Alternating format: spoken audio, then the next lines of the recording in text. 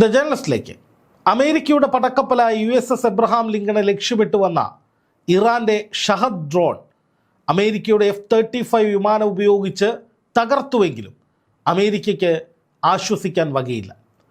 മറിച്ച് അമേരിക്കയുടെ ആശങ്ക വർദ്ധിക്കുകയാണ്.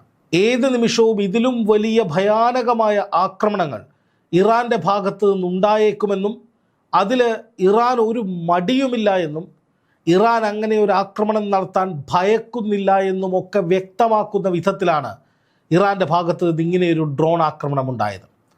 ആ ഡ്രോൺ ശരിക്കും പറഞ്ഞാൽ US കപ്പലിനെ മുക്കുക എന്ന ലക്ഷ്യത്തോടു കൂടി വന്നതല്ല, അല്ലെങ്കിൽ ഏതെങ്കിലും തരത്തിലൊരു സ്ഫോടനം ലക്ഷ്യമിട്ട് വന്നതല്ല, മറിച്ച് ആ കപ്പലിനെ നിരീക്ഷിക്കാനും ഒപ്പം ഞങ്ങൾ നിങ്ങളുടെ ചുറ്റുമുണ്ട് എന്ന് ബോധ്യപ്പെടുത്താനും വേണ്ടി ഇറാൻ അയച്ചതാണ്.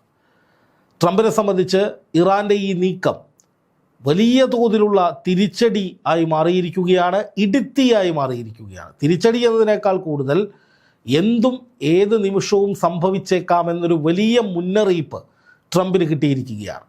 ട്രംപിനറിയാം ഇത്രയും നാൾ താൻ നടത്തിയതൊക്കെ നാടകമാണ്. ആ ബോധ്യം ട്രംപിനുണ്ട്. കാരണം വെല്ലുവിളി മാത്രമേ ഉണ്ടാകൂ, അതുവഴി വലിയ സമ്മർദ്ദം ഇറാൻ ഉണ്ടാകും.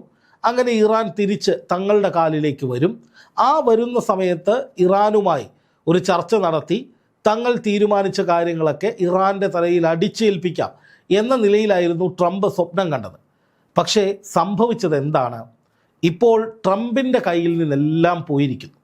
ഇറാനാണ് കാര്യങ്ങൾ തീരുമാനിക്കുന്നത്. ഇറാനാണെങ്കിൽ ഏത് നിമിഷവും പൊട്ടിക്കും എന്ന് പറയുക മാത്രമല്ല, അതിന് പിന്നാലെ ഒരു വലിയ ആക്രമണം നടത്തുകയും ചെയ്തിരിക്കുന്നു. ഈ ഡ്രോൺ സ്ഫോടക വസ്തുക്കൾ വഹിച്ചുകൊണ്ട് വരികയും അത് USS എബ്രഹാം ലിങ്കൺ എന്ന കപ്പലിൽ പൊട്ടിക്കുകയും ചെയ്തിരുന്നുവെങ്കിൽ അമേരിക്കയ്ക്ക് ഉണ്ടാകുമായിരുന്ന നാണക്കേട്, അമേരിക്കയ്ക്ക് ഉണ്ടാകുന്ന നഷ്ടം അത് ചെറുതല്ല. F-35 അടക്കമുള്ള 3 ശ്രേണിയിൽപ്പെട്ട 90 വിമാനങ്ങളാണ് ഈ USS എബ്രഹാം ലിങ്കൺ എന്ന് പറയുന്ന കപ്പലിനകത്തുള്ളത്. എന്ന് മാത്രമല്ല നിരവധി സ്ഫോടക വസ്തുക്കൾ, മിസൈലുകൾ, നിരവധി സൈനികർ, ഏതാണ്ട് 1000-ലധികം സൈനികരുണ്ടെന്നാണ് അനൗദ്യോഗികമായി നമുക്ക് ലഭിക്കുന്ന കണക്ക്. കൃത്യമായ വിവരമില്ല, എങ്കിലും അത്രത്തോളം സൈനികർ. ഇതോടൊപ്പം 2-3 കപ്പലുകൾ വേറെയുണ്ട്, എയർ ഡിഫൻസിന് വേണ്ടിയിട്ടുള്ള കപ്പലുകളുമുണ്ട്. അപ്പോൾ സ്വാഭാവികമായിട്ടും ഇത്രയും വലിയ ഒരു സന്നാഹത്തിന് നേരെ ഒരു ഡ്രോൺ ഉപയോഗിച്ചൊരു സ്ഫോടനം നടത്തിയാൽ 10,000-20,000 രൂപയ്ക്ക് ഉണ്ടാക്കുന്ന ഡ്രോൺ ഉപയോഗിച്ച് ദശലക്ഷക്കണക്കിന് ഡോളറുകൾ വില വരുന്ന അമേരിക്കയുടെ എക്യുപ്മെൻസിനെ തകർക്കാൻ ഇറാന് സാധിക്കുമായിരുന്നു. സാധിക്കാത്ത കാര്യമൊന്നുമല്ല. ആ സമയത്ത് എന്തു ചെയ്യണമെന്നറിയാത്ത വിധത്തിൽ ഇറാന് നേരെ ഒന്നും ചെയ്യാനാകാതെ അമേരിക്ക പകച്ചു നിൽക്കുമ്പോൾ ബാക്കി ആക്രമണം കൂടി നടത്തിയാൽ ആ കപ്പലിനെ മുക്കിക്കളയാൻ ഒരു പാടുമില്ല ഇറാന്.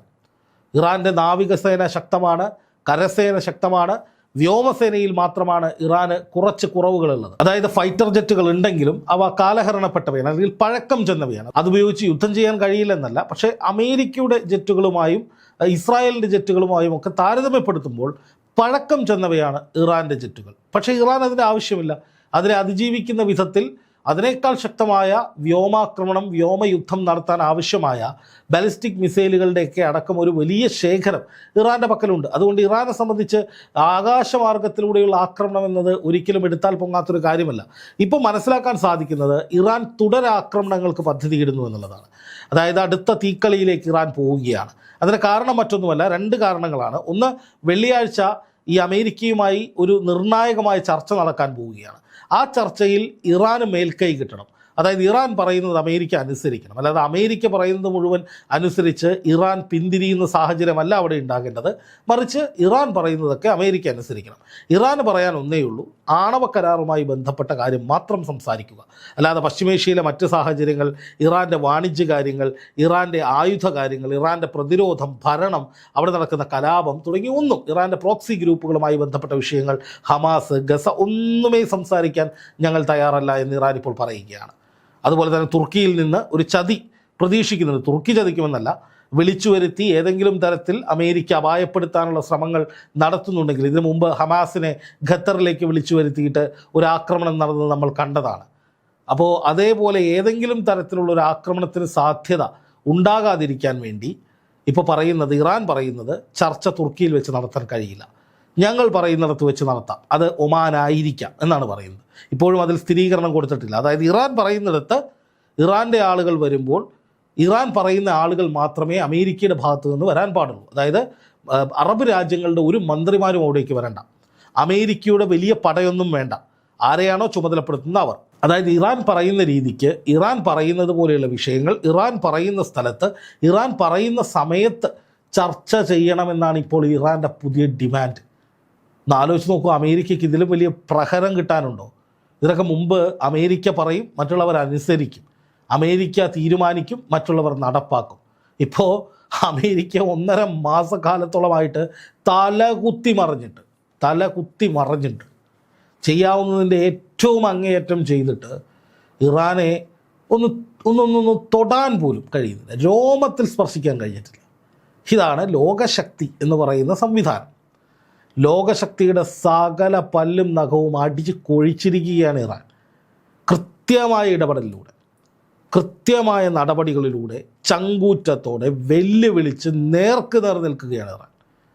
ഇതിൽ പരം ഒരു തിരിച്ചടി അമേരിക്ക കിട്ടാനില്ല. ഇനി സംഭവിക്കാൻ പോകുന്നത് ഖാംനെയ്ക്ക് മുന്നിൽ ട്രംപ് മുട്ടിലിഴയുന്നതായിരിക്കും. എന്ന് വെച്ചാൽ എങ്ങനെയെങ്കിലും യുദ്ധക്കപ്പലും മറ്റു കാര്യങ്ങളുമൊക്കെ ആയിട്ട് പോകണം തിരിച്ച്. ഇനി അമേരിക്ക ഏകപക്ഷീയമായിട്ട് ആ കപ്പലുകൾ തിരിച്ചു കൊണ്ടുപോകാൻ ശ്രമിച്ചാലും ഒരുപക്ഷെ അത് തിരിച്ച് ലക്ഷ്യസ്ഥാനത്ത് എത്തിക്കോണമെന്നില്ല. ആക്രമിക്കാൻ ഇറാന് നിമിഷങ്ങളെ വേണ്ടൂ, ഇറാൻ്റെ പ്രോക്സി ഗ്രൂപ്പുകൾക്കും സെക്കൻഡുകളെ വേണ്ടൂ. ഇന്നലെ അമേരിക്കയുടെ ഒരു കപ്പൽ, അത് ചരക്ക് കപ്പൽ, ഹോർമുസ് കടലിടുക്കിൽ വെച്ച് ഇറാൻ്റെ സൈന്യം തടഞ്ഞു. ഡ്രോണുകളും അതുപോലെ തന്നെ ചെറു ബോട്ടുകളുമൊക്കെ അതിനെ വളഞ്ഞു. പ്രാണരക്ഷാർത്ഥം ആ കപ്പൽ അവിടുന്ന് അതിവേഗത്തിൽ ഓടിച്ചുകൊണ്ട് പോവുകയായിരുന്നു. അത് ലക്ഷ്യത്തിലേക്കാണോ പോയത്, വേറെ വല്ലിടത്തേക്കാണോ പോയതെന്ന് ഒരു അറിവുമില്ല. അപ്പോൾ അമേരിക്കയുടെ ചരക്ക് കപ്പലുകളെപ്പോലും ഉപരോധിക്കുന്ന വിധത്തിൽ അമേരിക്കയെ ഗംഭീരമായിട്ട് ലോക്ക് ചെയ്യാനായിട്ട് കഴിയും. അമേരിക്കയുടെ വ്യാവസായിക മേഖലയൊക്കെ തകർത്ത് കളയുന്ന നീക്കങ്ങളിലേക്ക് കടക്കാൻ ഞങ്ങൾക്ക് ഒരു മടിയുമില്ല എന്ന് ഇറാൻ പ്രഖ്യാപിക്കുകയാണ്. അത് വെറുതെ വാഗൊണ്ടല്ല, അവർ ചെയ്ത് കാണിക്കുകയാണ്. അപ്പോൾ ഇത് അമേരിക്കയ്ക്ക് കൊടുക്കുന്ന ആഘാതം, അമേരിക്കയ്ക്ക് ഉണ്ടാക്കുന്ന ഒരു ഞെട്ടൽ ചെറുതല്ല. അപ്പോൾ ട്രംപിന് ഏതെങ്കിലും തരത്തിൽ ഇനി കാര്യങ്ങൾ മുന്നോട്ട് കൊണ്ടുപോകണമെങ്കിൽ ഇറാനെ അനുസരിച്ചേ പറ്റൂ. അത് ഒരു മുട്ടിലഴയുന്ന പരിപാടിയാണ്. അതായത് ലോകശക്തിയാണ്, താൻ പറയുന്നത് ലോകത്തെല്ലാം നടപ്പാകുമെന്ന് കരുതിയ ട്രംപ് ആ ഗർവും ധിക്കാരവും ധാർഷ്ട്യവും ഒക്കെ ഉപേക്ഷിച്ച് ഇറാൻ പറയുന്നിടത്ത് വന്ന് നിൽക്കേണ്ട അവസ്ഥ ഇപ്പം തന്നെ ഏകദേശം അങ്ങനെയാണ്. കാരണം അമേരിക്ക യുദ്ധകാഹളമൊന്നും മുഴക്കുന്നില്ല, യുദ്ധഭീതിയൊന്നും കൊടുക്കുന്നില്ല, മറിച്ച് ഇറാനാണ് ഇപ്പോൾ അത് ചെയ്തുകൊണ്ടിരിക്കുന്നത്. ഇതിങ്ങനെയാകുമെന്ന് ദിവസങ്ങൾക്ക് മുൻപ് നമ്മൾ നമ്മുടെ വീഡിയോയിൽ പറഞ്ഞതാണ്. ഇനി ഇറാനായിരിക്കും അടിക്കാൻ പോകുക എന്ന് ഒരു 3 ദിവസം മുമ്പ് ഞാൻ എൻ്റെ വീഡിയോയിൽ ചെയ്തത്. അന്ന് എല്ലാവരും പറഞ്ഞു, പലരും അതിനിടയിൽ വന്ന് കമൻറ്റ് ചെയ്തു, നിങ്ങൾ വെറുതെ പറയുകയാണ്, അതൊന്നും നടക്കാൻ പോകുന്നില്ല. എന്നിട്ട് ഇപ്പം എന്തായി? ഇറാനല്ലേ ആദ്യം ആക്രമിച്ചത്. ഞാനത് പറഞ്ഞതാണ്. അന്താരാഷ്ട്ര വിഷയങ്ങളിലൊക്കെ നല്ല അവബോധമുള്ളത് കൊണ്ട് തന്നെ ഈ പണിക്ക് വന്നത്. ഇൻ്റർനാഷണൽ പൊളിറ്റിക്സിൽ നല്ല രീതിയിലുള്ള പഠനവും ഗവേഷണവും നടത്തിയിട്ടുള്ള ആളാണ് ഞാൻ, നടത്തിക്കൊണ്ടിരിക്കുന്ന ആളാണ്, ഇപ്പോഴും ചെയ്യുന്നുണ്ട്. അപ്പോൾ സ്വാഭാവികമായിട്ട് ഇതിങ്ങനെയൊക്കെ വരുമെന്ന് നമ്മൾ പറഞ്ഞാൽ ഏറെക്കുറെ അത് അങ്ങനെയൊക്കെ തന്നെ വരൂ. എന്തായാലും ഇറാൻ അടുത്ത തീക്കളിക്കും മുതിരുകയാണ്. ഇറാൻ ഇനി അടുത്ത ചില ആക്രമണങ്ങൾ കൂടി, അല്ലെങ്കിൽ ആക്രമണ ശ്രമങ്ങൾ കൂടി നടത്താൻ പോകുന്നു എന്നാണ് ഇപ്പോൾ ലഭിക്കുന്ന വിവരം. അത് പ്രധാനമായും ഇപ്പോൾ ഒരു ആക്രമണം എന്ന നിലയിലേക്ക്, അമേരിക്കയെ കടന്നാക്രമിക്കുന്ന വിധത്തിലേക്ക് ഇറാൻ ആദ്യത്തെ സ്റ്റെപ്പ് വെച്ചിരിക്കുന്നത് ഞങ്ങൾ പറയുന്നത് ഇനി നടക്കൂ എന്നുള്ള ക്ലിയർ കട്ടായിട്ടുള്ള സ്റ്റാൻഡാണ്. ആകെ ഒരു വിഷയം ചർച്ച ചെയ്യും, അത് ആണവ കരാറുമായി ബന്ധപ്പെട്ടുള്ള വിഷയമാണ്. ആ കരാറ് തന്നെ നിങ്ങൾ പറയുന്ന പോലെ നടക്കില്ല, ഞങ്ങൾ പറയുന്നതേ നടക്കൂ. അല്ലെങ്കിൽ രണ്ട് കൂട്ടർക്കും ഫേവറബിളായിട്ടുള്ള ഒരു കരാറ്, ഒരു ഡീലേ നടക്കൂ. അതായത് അമേരിക്ക പറയുന്നത് അതുപോലെ വിഴുങ്ങുന്ന പരിപാടി ഇനിയില്ല എന്ന് തീർത്ത് പറഞ്ഞിട്ടുണ്ട്. എന്ന് മാത്രമല്ല, യുദ്ധമെന്ന് പറഞ്ഞാൽ വേണ്ടി വന്നാൽ അമേരിക്കയുടെ ഈ ചരക്ക് കപ്പലുകൾക്ക് നേരെ വലിയ തോതിലുള്ള ഉപരോധമോ അല്ലെങ്കിൽ അവർക്ക് പോകാൻ കഴിയാത്ത, ഹോർമുസ് കടലിടുക്കിലൂടെയും ചെങ്കടലിലൂടെയും ഒന്നും പോകാൻ കഴിയാത്ത വിധത്തിലേക്കുള്ള വലിയ ബ്ലോക്കുകൾ ഉണ്ടാക്കാനോ അല്ലെങ്കിൽ ഭീഷണികൾ തുടരാനോ ഉള്ള സാധ്യതയുണ്ട്. ഹൂത്തികൾ ഇതിനു വേണ്ടിയുള്ള ശ്രമങ്ങൾ തുടങ്ങിയിട്ടുണ്ട് എന്ന ചില റിപ്പോർട്ടുകൾ ചില മാധ്യമങ്ങളിൽ വരുന്നുണ്ട്. അപ്പോൾ അമേരിക്കയെ ഇനി വരിഞ്ഞു കെട്ടുക, ഇനിയുള്ള മണിക്കൂറുകൾ, വെള്ളിയാഴ്ച വരെ അമേരിക്കയെ അങ്ങോട്ട് കയറി അടിച്ച് അല്ലെങ്കിൽ അമേരിക്കയെ ഭയപ്പെടുത്തി, അമേരിക്കയെ വിറപ്പിച്ച് വെള്ളിയാഴ്ച ചർച്ച നടക്കുന്നുണ്ടെങ്കിൽ ആ ചർച്ചയിൽ സമ്പൂർണ്ണ മേധാവിത്വം ഇറാനിലേക്ക് എത്തിക്കുക എന്ന തന്ത്രമാണ് ഇപ്പോൾ ഇറാൻ പയറ്റാൻ പോകുന്നത്, അല്ലെങ്കിൽ അത് തുടങ്ങിയിരിക്കുന്നു.